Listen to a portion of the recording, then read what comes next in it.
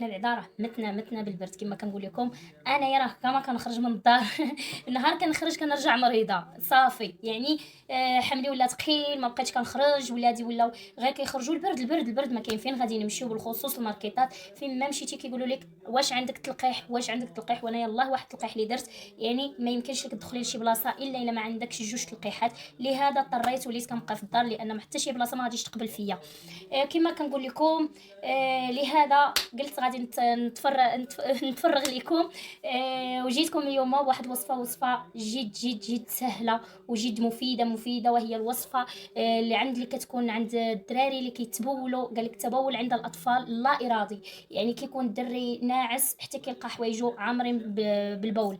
يعني الا كان الدري من 5 سنين لتحت هذه راه نورمال، يعني حاجه عاديه جدا.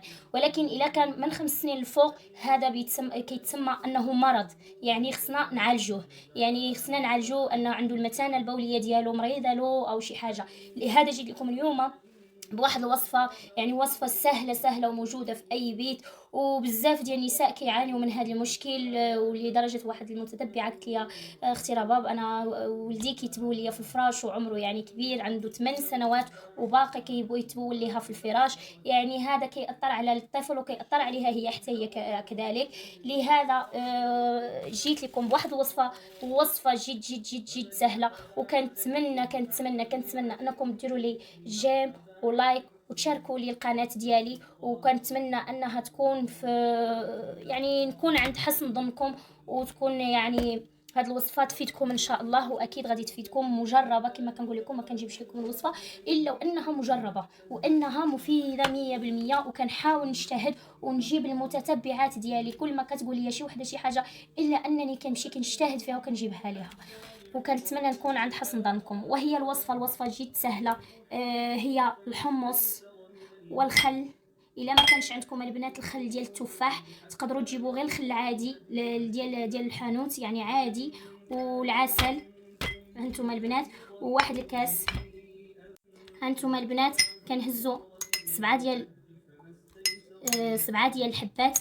الا كان الدري اكثر من 6 سنين ولا 7 سنين نقدروا نديروا 9 2 4 5 ها 6 ها 7. اذا كان الطفل اكثر من 5 سنوات لازم نحط لهم 9 حبات، 9 حبات تاع الحمص.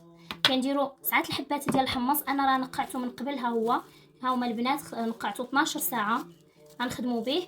البنات كتهزوا الخل كتخويو على هذا الحمص بحال هكا. انا راه ما تحلياش، المهم راه نقعته. ها هو كديروا 9 الحبات للطفل اللي كبير اللي واصل البالغ، يعني البالغ كديروا له 9 الحبات، والغير البالغ كديروا له 7 حبات. يعني الحمص راه مفيد للاطفال، يعني كيغلظهم وفي اشياء جميله جدا. وكنجيبوا هاد الطاسه كما كنقول لكم غنخدم بهذاك اللي نقعت اكيد من بعد ما غسلنا الحمص. ها هو البنات كي كتشوفوا في هذاك الخل. ما كنهزوش البنات الخل، كنهزو غير الحميمصات ديالنا. ها هما الحبوب. من بعد كنمعسوهم البنات، كنمعسوهم مزيان حتى كيتمعسوا لينا، حيت دابا رطبوا لينا. خصكم ترقدوهم 12 ساعه وهما مرقدين في هذاك الكاس حتى كيرطبوا لينا مزيان. ملي كيرطبوا كنمعسوهم البنات. هانتوما البنات كي كتشوفوا معسناهم مزيان.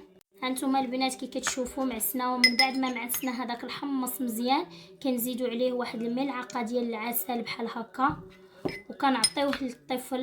هانتوما البنات شوفوا البنات، كل ما يمشي طفل يبغي ينعس كتعطيوه ياكلو، وقبل الافطار كتعطيوه عاود كياكلو. البنات مفيد جدا. هانتوما البنات شفتوا العسل ممتاز جدا.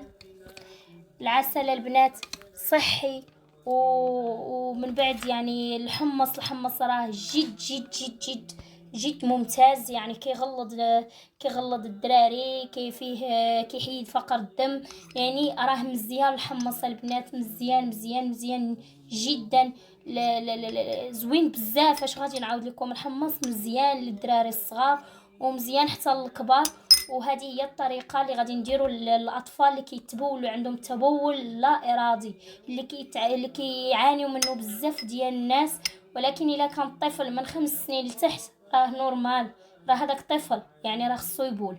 ولكن الا كان من 5 سنين الفوق البنات خصكم تعالجوه، وهذه هي المعالجه.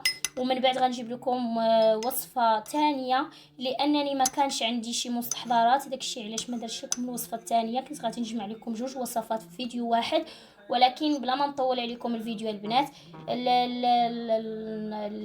بعد الوصفه الاخرى غادي ندير لكم الفيديو الاخر، غادي ندير لكم فيه الوصفه ديال لافندل ديال الخزامه، حتى هي مفيده للاطفال اللي كيتبولوا لا ارادي. كنتمنى البنات يعجبكم الفيديو، كنتمنى البنات يعجبكم الفيديو، وعاونوني بلايككم وجيم ديالكم، وكنتمنى نكون خفيفه على قلوبكم. الى فيديو تاني ان شاء الله. السلام عليكم البنات.